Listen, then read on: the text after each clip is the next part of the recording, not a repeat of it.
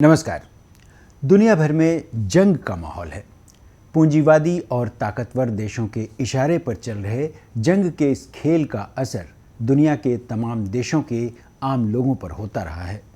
दक्षिणपंथी उभार ने एक उन्मादी माहौल तैयार कर रखा है।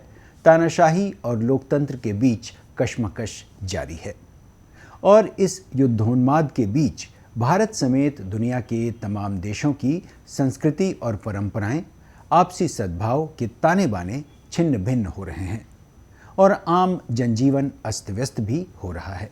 अपने देश में तो अब अभिव्यक्ति के सशक्त माध्यम सिनेमा पर भी कुछ ऐसा ग्रहण लगा है कि वह भी मोदी में नजर आने लगा है। अभिव्यक्ति में इस बार बात जंग की सियासत और इससे सांस्कृतिक मूल्यों पर पड़ने वाले असर की।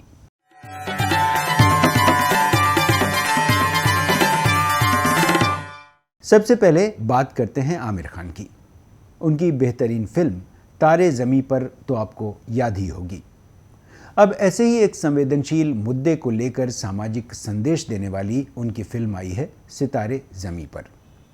खासी चर्चा में है ये फिल्म, खासकर सेंसर बोर्ड के दबाव की वजह से कि इस फिल्म में पीएम मोदी जी का संदेश लगाया जाए, कमल का फूल हटा लिया जाए और ऐसे ही कुछ बदलाव किए जाएं जिससे ये फिल्म सरकारी प्रचार का जरिया बन जाए। वैसे भी आमिर खान लगातार हिंदू कट्टरवादियों के निशाने पर रहे हैं। उन्हें देशद्रोही तक कहा गया और लगातार उन्हें ट्रोल किया जाता रहा। ऐसे में उनकी इस फिल्म को लेकर आखिर क्यों उठा है विवाद, समझने की कोशिश करते हैं इस रिपोर्ट में।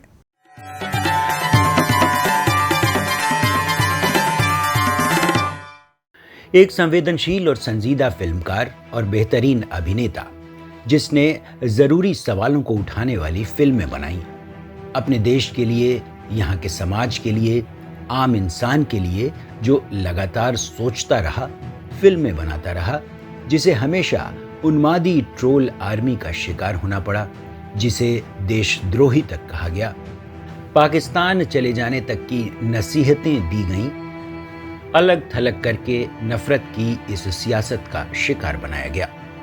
देश के नामी चैनल के नामी मालिक पत्रकार ने अपनी अदालत में बेहद तीखे सवाल पूछे, उसे रुला दिया और इस फिल्मकार को प्रधानमंत्री मोदी की तारीफें करने और उनके विजन का हवाला देने को मजबूर कर दिया। तारे ज़मीं पर से लेकर सितारे ज़मीं तक आते आते आमिर खान को सेंसर बोर्ड ने ये फरमान भेजा कि यह फिल्म तभी रिलीज होगी जब इसमें प्रधानमंत्री मोदी का विजन 2047 वाला संदेश दिखाया जाएगा। कमल शब्द वाले दृश्य हटाए जाएंगे, माइकल जैक्सन को लव बर्ड्स में बदल दिया जाए। ऐसे 5 बदलावों के साथ फिल्म को रिलीज किया गया है।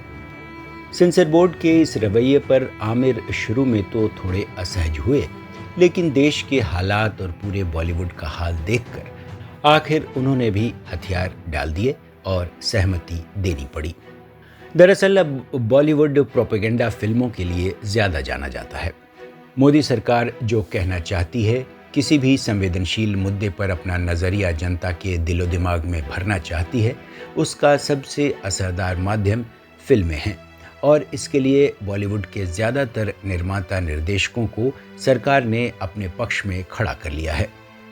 The Kashmir files, the Kerala story, the Sabarmati report, Godhra दुर्घटना या साजिश, बस्तर, द नक्सल स्टोरी जैसी तमाम फिल्में बनाई गईं। इन फिल्मों को पूरे सरकारी तंत्र ने मनोयोग से देखा, टैक्स फ्री किया गया और घर घर तक पहुंचाने के लिए OTT पर भी जल्दी से जल्दी ले आया गया। मोदी लंबे समय से अपने फायदे के लिए अपनी सोच को दूर तक ले जाने के लिए फिल्मी सितारों का इस्तेमाल करते रहे हैं। कई फिल्मकार और सुपरस्टार तक उनका साथ देते रहे हैं, चाहे अमिताभ बच्चन हों, अक्षय कुमार हों, सलमान खान हों या अनुपम खेर। लंबी फहरिस्त है। 2002 के दंगों के बाद तो अपनी छवि सुधारने के लिए मोदी सरकार ने अमिताभ बच्चन को गुजरात का ब्रांड एम्बेसडर बना दिया था, लेकिन पिछले एक दशक में जब से केंद्र में मोदी की सरकार आई है, हिंदी फिल्म उद्योग को बेहद सुनियोजित तरीके से उन्होंने अपने साथ मिलाया है। कभी सलमान खान के साथ पतंग उड़ाते हैं, कभी अक्षय कुमार को मल्टी कैमरा सेटअप के साथ अलग अलग एंगल से इंटरव्यू देते हैं, जिसकी खासी चर्चा रही। कभी कपूर खानदान को घर बुलाते हैं।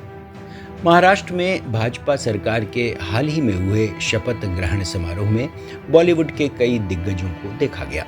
शाहरुख और आमिर जैसे कलाकारों को लंबे समय तक अपने साथ न जोड़ पाने की बेचैनी सरकार में बार बार दिखी। आखिरकार शाहरुख के बेटे आर्यन को ड्रग मामले में जेल भेजकर उन पर भी दबाव बनाने की कोशिश हुई। यह संदेश दिया गया कि अगर हमारे साथ नहीं होगे तो नतीजे भुगतने पड़ेंगे। आमिर खान को भी मजबूरन हथियार डालने पड़े और वो पिछले दिनों मुंबई में प्रसार भारती के वेब सेवा लॉन्चिंग के दौरान सभी सितारों के साथ नजर आए।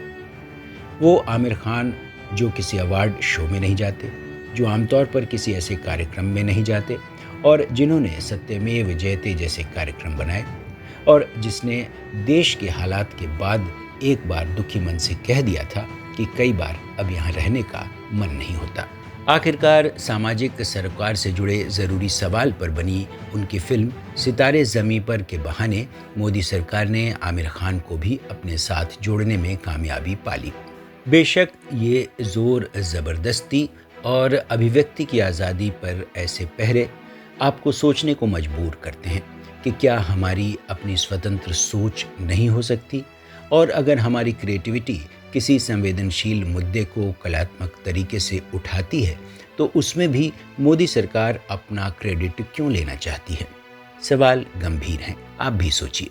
अब अपने खास सेगमेंट हलचल में आपको दिखाते हैं कुछ साहित्यिक सांस्कृतिक कार्यक्रमों की झलक।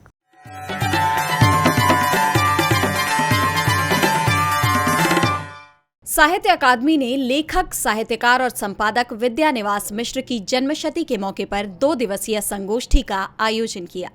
संगोष्ठी का उद्घाटन करते हुए प्रख्यात आलोचक, साहित्य अकादमी के 72 सदस्य और पूर्व अध्यक्ष विश्वनाथ प्रसाद तिवारी ने कहा कि विद्यानिवास मिश्र ललित निबंधकार के रूप में विख्यात थे, परंतु उनका कृतित्व व्यापक है। दूसरे दिन विद्यानिवास मिश्र का कला चिंतन पर हुए सत्र की अध्यक्षता की नर्मदा प्रसाद उपाध्याय ने। इसमें माधव हांडा और ज्योतिष जोशी ने अपने विचार व्यक्त किए। विद्यानिवास मिश्र की लोक संस्कृति और आलोचना साहित्य पर रामदेव शुक्ल की अध्यक्षता में हुए अंतिम सत्र में सुरेंद्र दुबे, कृष्ण कुमार सिंह, विद्या बिंदु सिंह, अनुराधा गुप्ता ने अपने आलेख प्रस्तुत किए।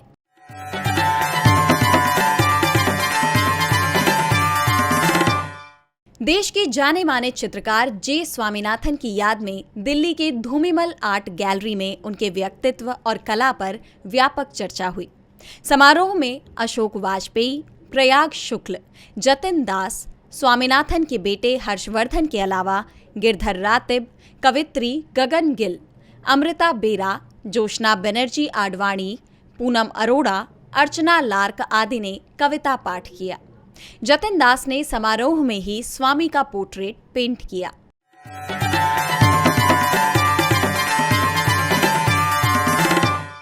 वरिष्ठ हिंदी आलोचक, साहित्यकार और धूमकेतु पत्रिका के पूर्व संपादक विमल वर्मा का चंडीगढ़ में निधन हो गया।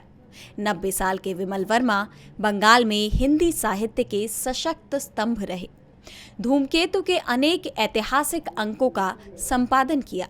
वे जनवादी लेखक संघ के संगठनात्मक जीवन में भी एक प्रभावशाली नाम रहे। अभिव्यक्ति के इस अंक में फिलहाल इतना ही। मिलते हैं अगले हफ्ते किसी नए मुद्दे के साथ। तब तक के लिए नमस्कार।